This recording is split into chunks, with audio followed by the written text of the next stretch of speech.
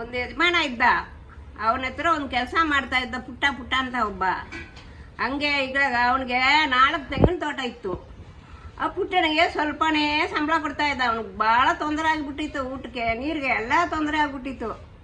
ಕಾಸು ಕೇಳಿದ್ರೂ ಕೊಡಲ್ಲ.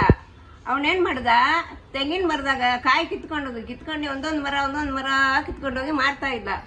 ಒಂದಿನ ಅಲ್ಲ ಒಂದಿನ ನೋಡ್ಬಿಟ್ರು, ಏನೋ ಮಾಡ್ತಾ ಇದೀಯ ಮರದಾಗ ಅಂತ ಕೇಳಿದ್ರು. ಹುಳು ಕೀಳ್ತಾ ಇದ್ದೀನಿ ಬುದ್ಧಿ, ಹುಲ್ಲು ಕೀಳ್ತಾ ಇದ್ದೀನಿ.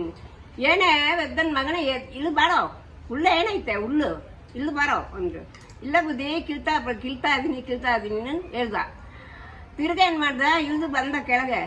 ಏನೋ ಕಳ್ತನ ಮಾಡಿದ, ಏನು ಮಾಡೋದು, ನನ್ನ ಹೊಟ್ಟೆಗೆ ಸಾಲಲ್ಲ, ಕಳ್ತನ ಮಾಡಿದೆ ಇನ್ನೇನು ಮಾಡೋದು ಅಂತ ಹೇಳ್ದ. ಆವಾಗ ಬುದ್ಧಿ ತಿಳ್ಕೊಂಡ, ಅಯ್ಯೋ ನಾವು ಇಷ್ಟು ತೋಟ ಮಾಡ್ಕೊಂಡು ಕೆಲಸ ಮಾಡ್ಕೊಂಡು ಸಂಪಾದನೆ ಮಾಡ್ಕೊಂಡಿದ್ದೀನಿ, ಇವನಿಗೆ ಹೊಟ್ಟೆಗೆ ಇಲ್ಲ ಅಂತ ಹೇಳ್ತಾರೆ, ಏನು ಮಾಡೋದು, ಒಂದು ತೋಟನೇ ಎತ್ಕೊಂಡು ಹೋಗ ಮಡುಗೋ, ನಿನಗೆ ಒಂದು ತೋಟ ಕೊಟ್ಬಿಡ್ತೀನಿ ಅಂತ ಕೊಟ್ಟು ಅವನ ಬಡವನಿಗೆ ಉಪಕಾರ ಮಾಡ್ದ.